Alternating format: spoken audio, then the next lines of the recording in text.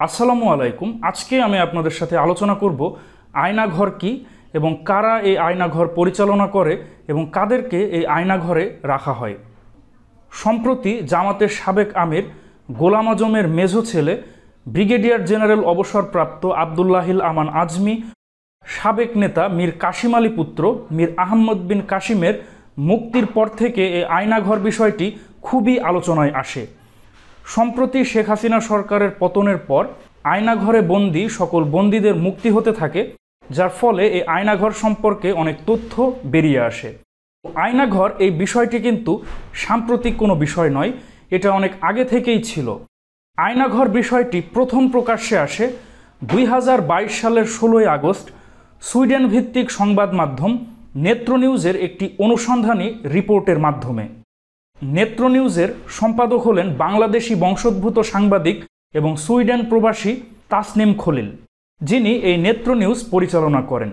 তো সেই নেত্র নিউজের সেই রিপোর্টে দেখা যায় আয়নাঘর ডিজিএফআই এর গোপন বন্দিশালা। আয়নাঘর নামে বাংলাদেশের সামরিক গোয়েন্দা সংস্থা ডিজিএফআই পরিচালিত একটি গোপন বন্দিশালার কথা প্রকাশ করেন দুইজন ভুক্তভোগী। আয়নাঘর সম্পর্কে বিস্তারিত আলোচনা করেছে এই নেত্র নিউজ। এই নিউজটি পড়ার জন্য আমি আপনাদেরকে অনুরোধ করব, যেটার লিঙ্ক আপনারা ভিডিও ডেসক্রিপশন বক্সে পেয়ে যাবেন।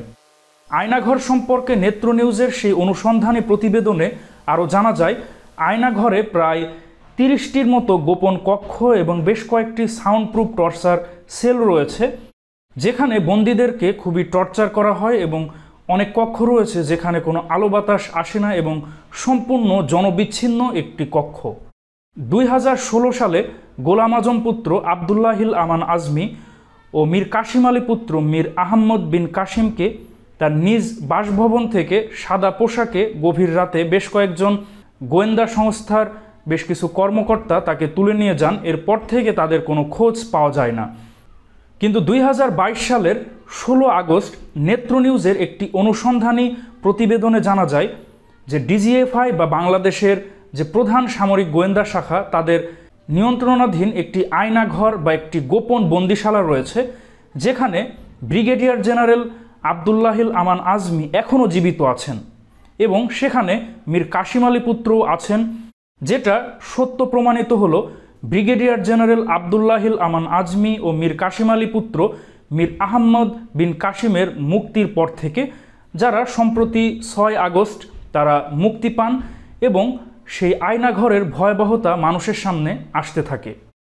ডিজিএফআই কর্তৃক যে গোপন বন্দিশালা, এখানে যত বন্দি বা যত মানুষকে গুম করে এখানে রাখা হয়েছিল এবং অত্যাচার করা হয়েছিল, এর দায় কিন্তু শুধু ডিজিএফআই প্রধানের উপরই বর্তায় না, কারণ ডিজিএফআই কিন্তু আবার প্রধানমন্ত্রীকে রিপোর্ট করেন, যার ফলে বিগত প্রধানমন্ত্রীও কিন্তু এই আয়নাঘর বিষয়ে দায় এড়াতে পারেন না। দর্শক মণ্ডলী, আয়নাঘর সম্পর্কে আপনাদের কি অভিমত অবশ্যই কমেন্টে জানাবেন। যদি ভিডিওটি ভালো লাগে অবশ্যই লাইক, কমেন্ট, শেয়ার এবং সাবস্ক্রাইব করবেন।